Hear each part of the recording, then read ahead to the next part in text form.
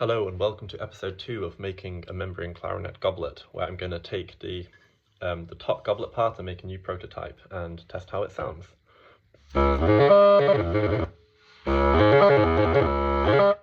Here's the previously modelled top of the cup, and here's the new top of the cup I've modelled. Obviously this one has more kind of these like ornate features which I'll get to at some point, but I'm just focusing on the core bits of the sound.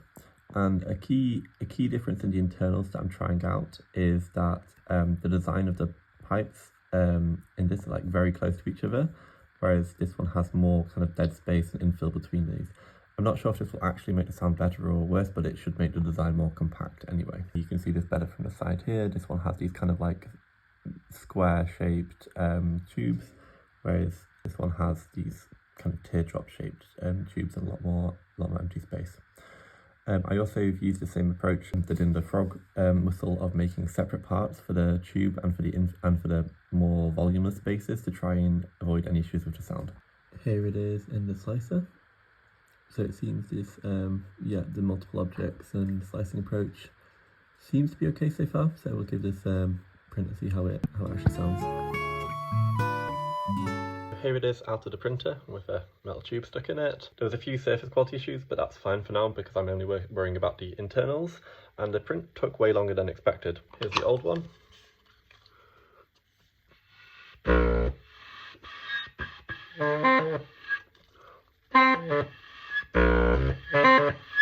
Here's the new one.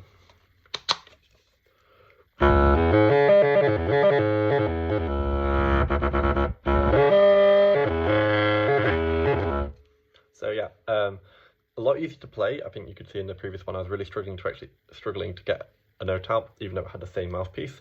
But this one, yeah, plays a lot nicer. I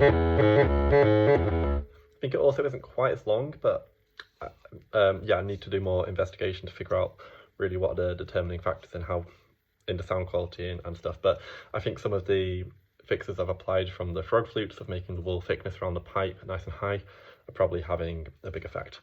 Starting to get somewhere. I'll give that a play. Next up, I'm going to be kind of thinking about the overall design I want for the cup. I have a lot of freedom in the shape and the curvature and external features, and decide whether I want to have finger holes along the stem or not. I've previously made a version with that and it worked quite well, but yeah, I'm just going to need to have a play around, figure out where to actually put the hands and make a somewhat useful tuning. And yeah, stick around for part 3.